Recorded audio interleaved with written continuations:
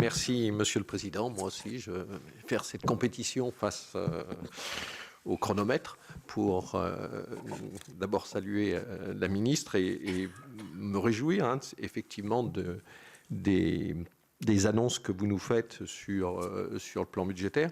Je pense que je vous souhaite dans ces exercices d'être un petit peu épargné de tout ce qui vous était arrivé jusqu'à présent avec la Fédération française de foot, de rugby, de handball, le CNSOF, enfin, qui sont malgré tout des marqueurs importants dans la communication pour le sport, alors que ça devrait être autre chose.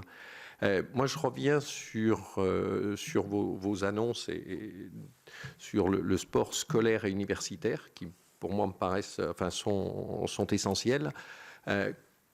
J'ai bien entendu les chiffres, les projets. Quand serez-vous en mesure de revenir et de nous dire effectivement comment ça se passe, parce que en relation avec l'éducation nationale, parce qu'on s'aperçoit que les 30 minutes par jour, moi je plaide depuis 3 ans, depuis que je suis élu, pour ces 30 minutes. Hélas, quand j'interroge les écoles de mon territoire, c'est quand même pas beaucoup pratiqué. Le sport aussi au collège. Les moyens aussi mis sur le plan universitaire, c'est quand même quelque chose d'important.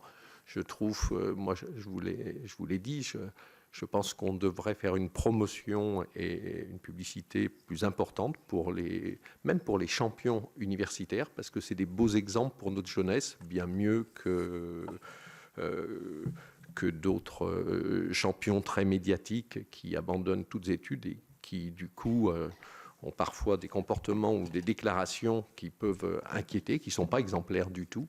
Donc, quand pourrez-vous revenir nous dire qu'est-ce qui se passe effectivement? Le tout dernier point sur la santé aussi.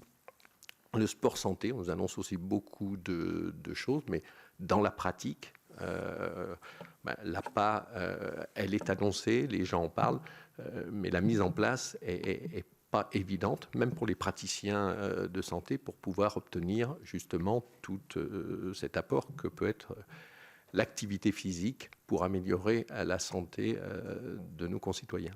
Il y a 573 maisons sport-santé. On continue à monter en puissance avec des moyens supplémentaires consacrés à cette thématique dans le PLF.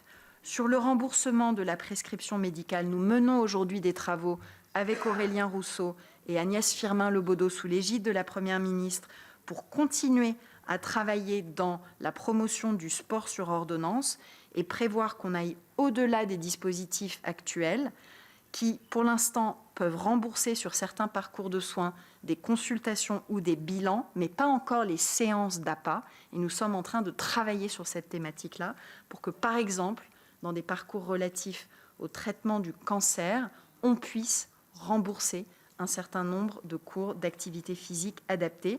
De la même façon que nous poursuivons notre travail sur le bilan médico-social de la vingtaine d'expérimentations qui intègrent de l'APA aujourd'hui au titre des fameuses expérimentations de l'article 51.